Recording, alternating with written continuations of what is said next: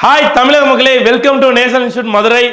So யாரெல்லாம் பேங்க்ல எப்படியாச்சும் நான் வேலைக்கு போகணும் அப்படின்னு சொல்லி தீவிரமாக படிச்சிருக்கீங்க, உங்களுக்கு தாங்க இந்த good news. So reserve bank of இந்தியாவில் செம்மையாக வேகன்சி விட்டுருக்காங்க பல்க் சேலரியோட. சரி வாங்க வீடியோக்குள்ளே போகலாம். ஒன்றும் கிடையாது மக்களே, நீங்கள் ஐபிஎக்ஸி எக்ஸாமுக்கு என்ன படிக்கிறீங்களோ அதே தான் சிலபஸ். அதை இப்போ நான் ஆதாரத்தோடு நிரூபிக்க போகிறேன். சரியா? சரி, ஃபஸ்ட்டு இந்த எக்ஸாம் வந்து என்னைக்கு அப்ளை பண்ணலாமா, இல்லை எக்ஸாம் அப்ளை பண்ண டேட் நம்ம தெரிஞ்சுக்கோங்க மக்களே. சரியா? எக்ஸாம் அப்ளை பண்ணுற லாஸ்ட் டேட் வந்து ஆகஸ்ட் 16.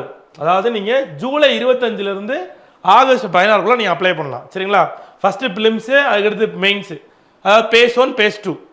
சரிங்களா? பாருங்க. ஸோ எஸ்சி மாணவர்களுக்கு, எஸ்டி மாணவர்களுக்கு, ஓபிசி மாணவர்களுக்கு எவ்வளோ வேகன்சி சொல்லி அழகாக போட்டிருக்காங்க. அப்படியே கொத்து கொத்தா போட்டிருக்காங்க பாருங்க. 66, 21, சரியா, 7. ஸோ விட்டுறாதீங்க, இதெல்லாம் பல்க் வேகன்சிஸ். சரியா? ரிசர்வ் பேங்கை பொறுத்த வரைக்கும் நீங்கள் வந்து அதாவது வங்கியலின் வங்கி, சரிங்களா, டானுக்கெல்லாம் டான் சொல்லுவாங்களா, அந்த மாதிரி வந்து இது சம போஸ்டிங் மக்களே. மக்களே மெயினான விஷயத்துக்கு வந்துட்டேன். சம்பளத்தை பார்த்தீங்கன்னா 55,200 அப்படின்றாங்க. அது போக அவங்களுக்கு grade allowance, special allowance, dearness allowance, local competition allowance, special allowance, learning allowance, அதே அப்பா போதும் லிஸ்ட்டு பெருசாக போகுதுன்னு வடிவில் செக் தான் ஞாபகத்துக்கிறது.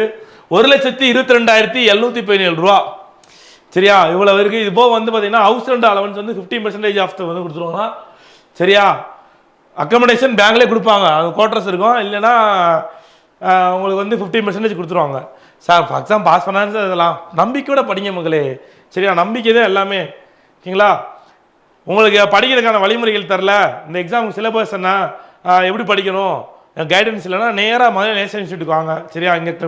இங்கே ஆன்லைன் கிளாஸஸ் இருக்குது, ஆஃப்லைன் கிளாஸஸ் இருக்குது, கவர்மெண்ட் ஸ்டாஃப்ஸுக்கு வீக்கெண்ட் பேட்சஸ் எல்லாம் போய்கிட்டு இருக்கு. மக்களே முக்கியமான விஷயம் ஏஜ் லிமிட் பார்த்துங்க. சரியா? ஏஜ் லிமிட் வந்து பார்த்தீங்கன்னா 21 வயசுலேருந்து 30 வயசுக்குள்ள இருக்க எல்லாருமே எழுதலாம். எதை வச்சு கணக்கு பண்ணுவாங்கன்னா 2 ஜூலை 1994, அதாவது 2 ஜூலை வச்சு கணக்கு பண்ணுவாங்க. சரிங்களா? அவ்வளோதான் மக்களே. சரி சார், ஆனால் ஏன் டேட்டா பொறுத்து இதில் வரலையே, ஏன் டேட்டா பொறுத்து வந்து 1 டிசம்பர் 1992 நான் எழுதலாமா? நீங்கள் ஓபிசி பிரிவினராக இருந்தால் கண்டிப்பாக எழுதலாம். ஏன்னா ஓபிசிக்கு 3 ஆண்டுகள் தளர்வு. சரிங்களா? யாருக்கு? ஓபிசி மாணவர்களுக்கு. சரிங்களா? அதே சமயத்தில் உங்கள் டேட்டா பர்த் வந்து 1989 டிசம்பர் 1 இல்லை ஜூலை 2 அப்படின்னா நீங்களே எழுதலாம். ஏன்னா நீங்கள் எஸ்சி பிரிவினராக இருந்தீர்கள் என்றால் உங்களுக்கு 5 ஆண்டுகள் தளர்வு. சரியா? இதை நோட் பண்ணிக்கோங்க, இதான் மெயின். சரியா? நிறைய பேர் இதை பார்த்துட்டு இந்த எக்ஸாம் அப்ளை பண்ணாமே விட்டுருவாங்க. ஐயோ 2 ஜூலை 94 அப்புறம் பண்ணாலும் எழுத முடியுமா அப்படின்னு விட்டுருவாங்க. ஆனால் அவங்க ஓபிசி பிரிவினராவோ எஸ்சிஎஸ்டி பிரிவினராக இருந்தால் கண்டிப்பாக எழுதலாம். சரியா? இதான் முக்கியமான மக்கள் நோட் பண்ணி வச்சுக்கோங்க. மக்களே அதுக்கடுத்து எஜுகேஷன் குவாலிஃபிகேஷன் பாருங்க. எந்த டிகிரி முடிச்சிருந்தாலும் எழுதலாம்னு சொல்றாங்க. சரிங்களா? Any degree. சரிங்களா? அவ்வளோதான். ஆனால் பெர்சன்டேஜ் வந்து மினிமம் ஒரு 60 இருக்கணும். நீங்கள் எஸ்சிஎஸ்டி பிரிவினர் இருந்தால் நீங்கள் 15 கூட போதும். சரியா? அவ்வளோதான் மக்களே. சரியா? அது மட்டும் இல்லாமல் அதுக்கடுத்து இந்த ஆஃபீஸர் கேடர் பி இருக்காங்க, இந்த டிஇபிஆர், அதுக்கு வந்து இந்த மாஸ்டர் டிகிரி கேட்குறாங்க. சரிங்களா? ஃபைனான்ஸு, எக்கனாமிக்ஸில் மாஸ்டர் டிகிரி முடிச்சாங்க. ஏன்னா அது முடிச்சது அந்த டிபார்ட்மெண்ட் நீங்கள் வேலை ஆக முடியும். சும்மா அங்கே போயிட்டு ஒன்றும் உட்கார முடியாதுல்ல. ஓகேங்களா? இதான் மக்களே எஜுகேஷன் குவாலிஃபிகேஷன்.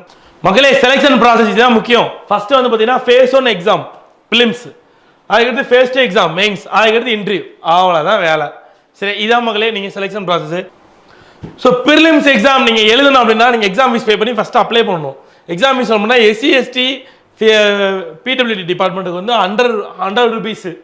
மற்ற அந்த ஓபிசி ஜென்ரல் எல்லாத்துக்கும் இடபிள்யூசி எல்லாத்துக்குமே வந்து 850 ரூபா மட்டும்தான். சரிங்களா? இந்த எக்ஸாமுக்கு நீங்கள் அப்ளை பண்ணணும்னா ஆர்பிஐயோட அஃபீஷியல் வெப்சைட்டில் போய் நீங்கள் பண்ணிக்கலாம். RBI.org.in.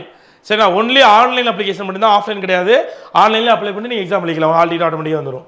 மக்களே முக்கியமானது, ஃபர்ஸ்ட் எக்ஸாம் அப்ளை பண்ணிட்டீங்க. செகண்ட் அது பிலிம்ஸ் எக்ஸாம் நீங்கள் பாஸ் பண்ணணும். பிலிம் சிலபஸ் பாருங்க. General awareness, general English, concept aptitude, reasoning. அவ்வளோதான் மக்களே. சரியா?